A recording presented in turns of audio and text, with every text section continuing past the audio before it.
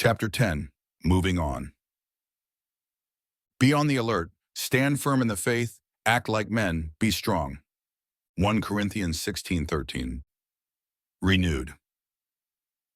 As Wade recovered physically, mentally, and spiritually over the weeks, he started noticing the demons were less tormenting. Instead, he felt a strong sense of hope and purpose. More than once, Wade thought he saw his fallen friend Mike, but he remained fixed in reality. The chaplain's talks about light and darkness, good and evil, had helped Wade go through this transformation. He felt the heavy burden of despair and loneliness falling away, replaced by a strong sense of destiny. Then after 5 long weeks, new orders came to Wade's data pad. The military jargon was thick, but his eyes fixed on the words, "You are hereby reassigned to Flight Academy on Renard 3 for Dropship Insertion School." As he thumbed the pad to the next correspondence, he was also greeted with the orders promoting him from private to private first class. He tried to hold it back, but a wide grin crept from ear to ear. His first promotion. His recovery was complete. He was being reassigned to rejoin his brother Marines Alex and Briggs. The next step in becoming a deep space ranger. The smile broadened even more as the implications hit him. No more suffering alone in medical purgatory, his sanity being chipped away.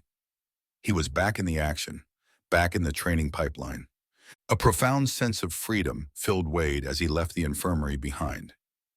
He could still taste lingering sorrow for the fallen, but he felt he could put their sacrifice into perspective and use their memories as a springboard to justify the price they paid. Even the memories of the monstrous Scrabak hunters' crimson glare couldn't shake Wade's resolve. He met them head-on, the old fears fading behind him. Wade breathed out steadily, and the Scrabak seemed to unravel into dust on the winds that created it. All its fearsome, soulless power was only a temporary vapor destined to be forgotten. "Where there is darkness, the light of Christ must also abide," Chaplain Bronson's words echoed. The path ahead was still obscured and difficult, but he would endure it with the same resilience as those before him. Wade breathed deeply again, exhaling into the churning possibility before him. Let the prize blaze anew. Fresh meat. 2 days later, Wade found himself being ushered through the sterile corridors of Ramsey Station to the landing pads, his duffel slung over one shoulder as he tried to absorb every detail of his surroundings. The rhythmic pulse of ordnance fire that had become such a pervasive backdrop was noticeably absent, allowing the din of activity to rise unimpeded. Several ships were loading and unloading cargo on various landing pads. Technicians and ground crew hustled about their duties with an almost frenetic intensity, attending to the harsh realities of the war machine's logistical demands. Ammunition carts were trundled to and fro, while hazmat-garbed figures tended to ominous containment pods being offloaded from the grav sleds. Wade felt his pulse quicken as his gaze settled upon one pad with threatening cargo being offloaded with extreme care. The unmistakable contours of the Scrabak specimens lurking within the reinforced stasis chambers. Despite the precautions and safeguards in place, an air of menace seemed to radiate from the vile creatures, their sinuous forms pressing against the resilient transparent steel in silent, mindless rage. This was fresh meat for the zoo. He tore his gaze away from the grisly cargo as a formation of baby-faced recruits marched past him, DIs yelling and screaming. This was the new crop being delivered to the merciless crucible they called boot camp. A leaden weight settled in the pit of his stomach. He knew the harsh reality that awaited these naive souls. Soon they would be baptized in the same horrors that Wade and his battle-hardened brothers and sisters had been forced to embrace upon arriving here green and idealistic. They would be thrown into the unforgiving melee, left to be forged into hardened warriors by the searing flames of combat or consumed by its insatiable hunger. The cycle was perpetual, replenishing the ranks as quickly as the zoo depleted them. Wade could only watch stoically as the fresh recruits marched wide-eyed toward their grim initiation, blissfully unaware of the nightmare into which they were being recruited.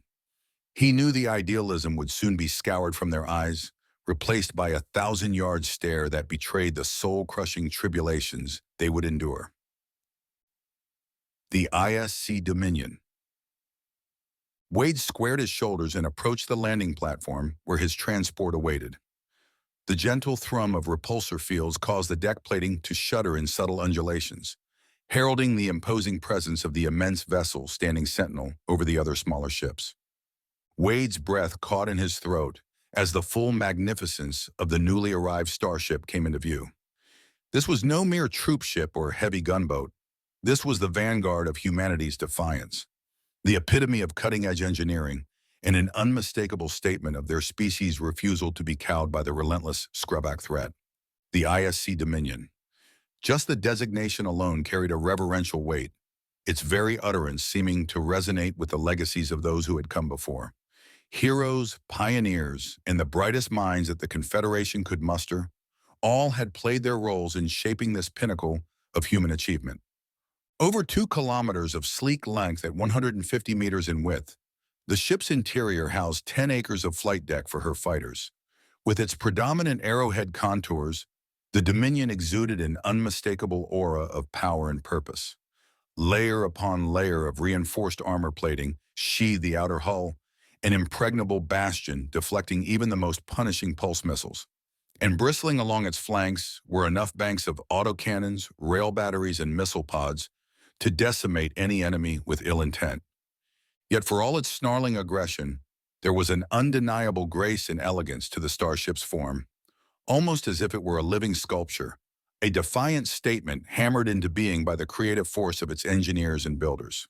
This was no mere juggernaut, no mindless dreadnought consigned to bludgeoning its foes through overwhelming force alone. No, the Dominion blended power and purpose into a transcendent unison, radiating an unmistakable sense that its occupants were part of something far more sophisticated than met the eye. A self-contained world united in its singular directive, to defeat that darkness called the Skravak. Aboard the Dominion. Wade swallowed hard as he approached the Dominion's boarding ramp, duffel slung over his shoulder. A trim figure in a white Navy uniform waited at the base of the ramp. "Private First Class Kovac?" the petty officer asked crisply. "Yes, ma'am," Wade replied, snapping to attention. "Petty Officer Third Class Susan Greer. You don't have to be so formal. I'm only 1 grade above yours. Just call me Susan and relax. Follow me and I'll show you to the enlisted men's berth." "Yes, ma'am. I mean Susan. I'm Wade. Pleased to meet you." Wade was taken back by the encounter. She turned sharply and Wade fell into step behind her. After the harsh formalities and brutal discipline of boot camp, Susan's friendly demeanor and casual manner were a shock to Wade's psyche. Her understanding tone and simple kindness reminded him of another life, life before the crucible. Trying not to gape too openly at the Dominion's luxurious interior, they made their way through the corridors. The spacious berth was an open bay of bunks, but far more accommodating than the cramped, stark quarters on the transport ship Argus. "Not exactly what you were expecting. Is it Wade?" Susan gave a thin smile as Wade looked around in awe. "No, ma'am. Susan, I didn't think I'd rate such accommodations as a private." "Well, you've earned it, Private First Class Kovac." Susan slapped the side of his arm. "Says here you're one of the few survivors from Carthus 7 and just completed recovery at the Ramsey Station Infirmary." She glanced at the data pad. Quite a difficult path for someone so junior in their training pipeline. Wade felt a lump in his throat but forced himself to keep his composure. "It was challenging. I lost a lot of good friends like Mike Jansen, but the chaplain helped me work through it, helped me find my way again." Wade wondered why it was so important to mention the chaplain and his struggles to a stranger. He winced. Susan nodded. "The fire that doesn't kill you only makes you stronger, as they say. You're being reassigned to dropship insertion school on Renard 3 to rejoin your mates. Your next step to becoming a real deep space ranger. The Dominion just happened to be en route and you scored a ride on the finest ship in the fleet. You must be doing something right in the good Lord's eyes." A proud smile broke across Wade's face. Yeah, I'm trying to figure things out. My friends Alex and Briggs are there. It'll be good to link back up with them, keep pushing toward our dream." "Well, you've earned a ride on our comfortable machine of death," Susan said with a snicker. "Just take it easy for now and get your mind right for the next phase. The Dominion will have you planet-side before you know it. Wade nodded eagerly.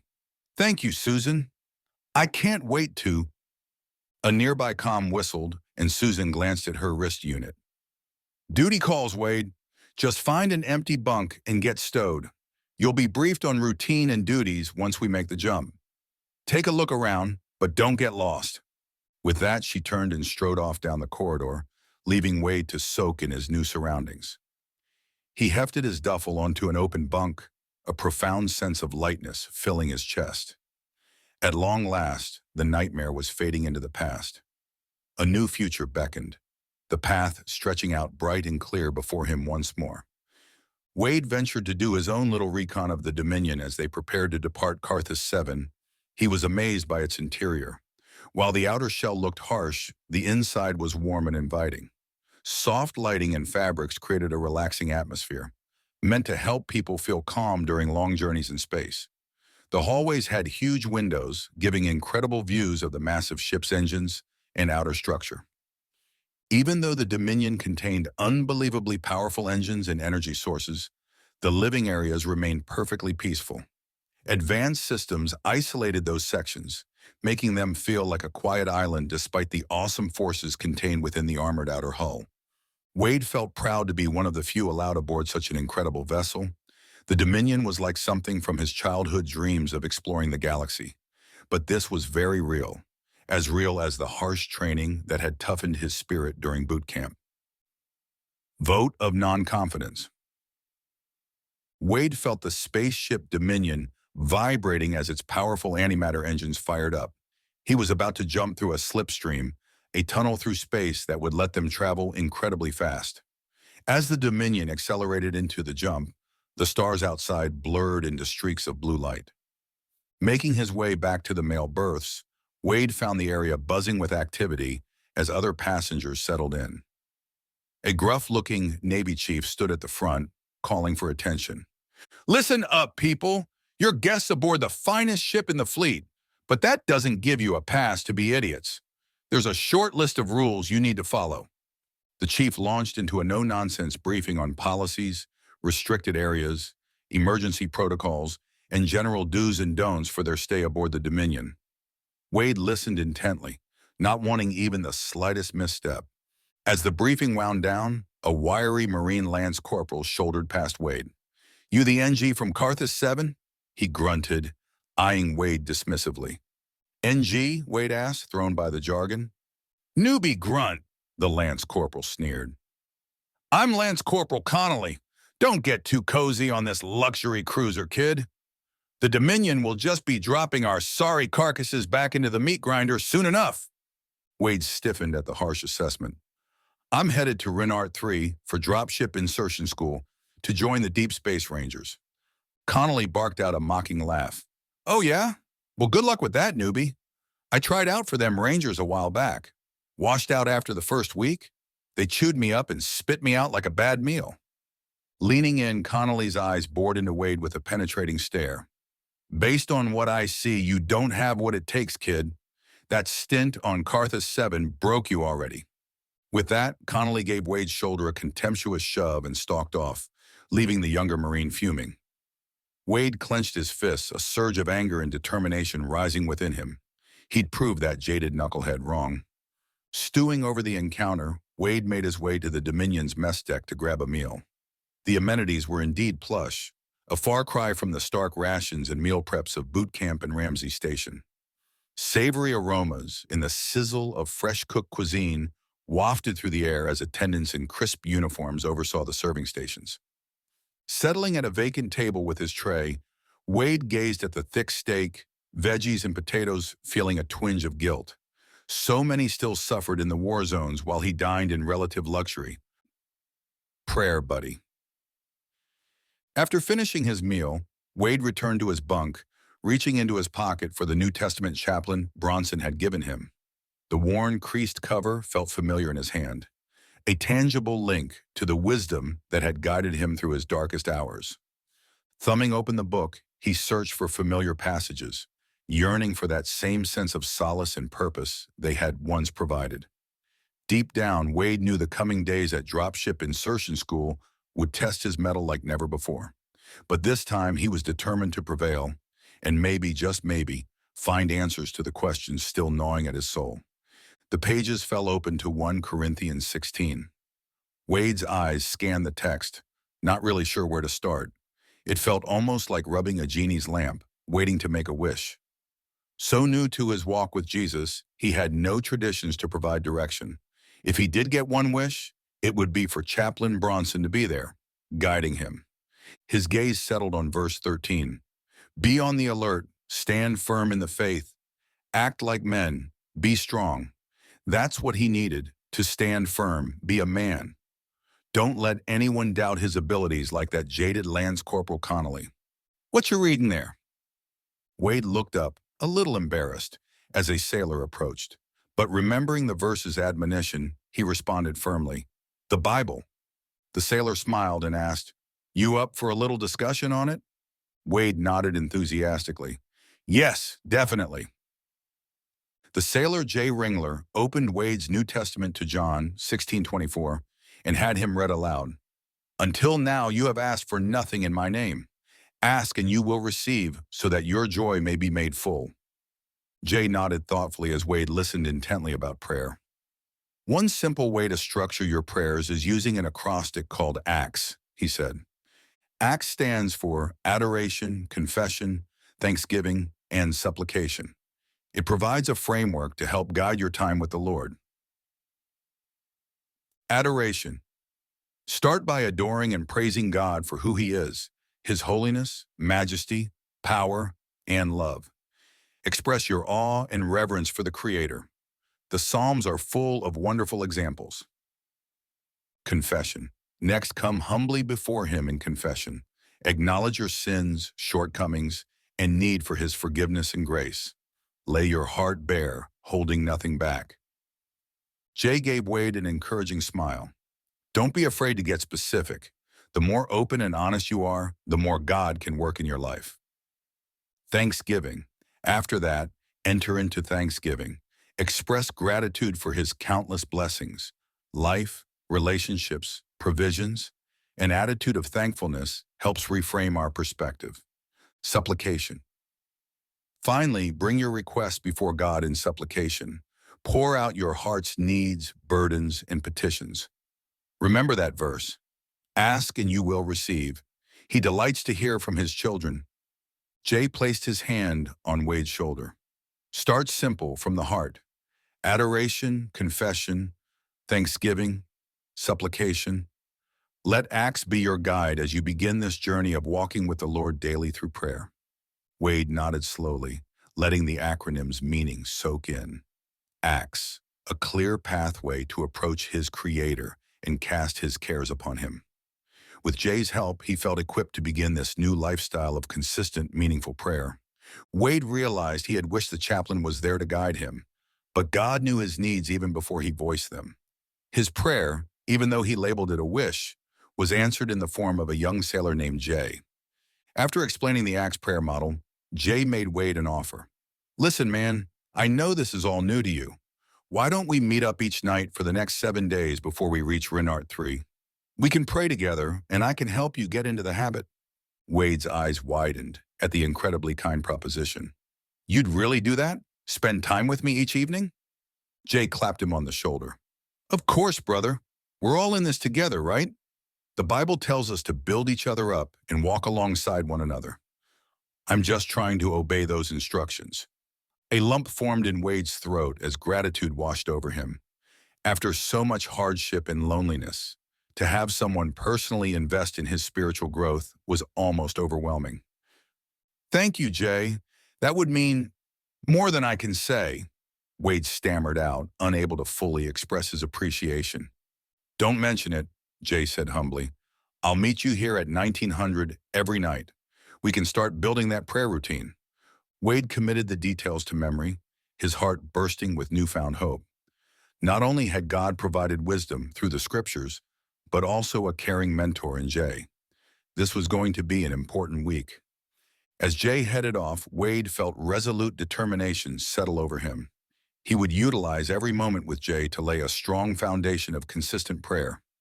Then, by the time they reached Renart 3, he would be locked and loaded, armed with the spiritual vigor needed to pursue his dream. Wade opened his New Testament once more, underlining the verses that had spoken to him that day. This book would be his source of truth and power from now on. With the Lord's guidance, he would succeed. Chaplain Bronson's words echoed in his mind, "Where there is darkness, the light of Christ must also abide." Wade realized the light God brought into his life was Jay Ringler.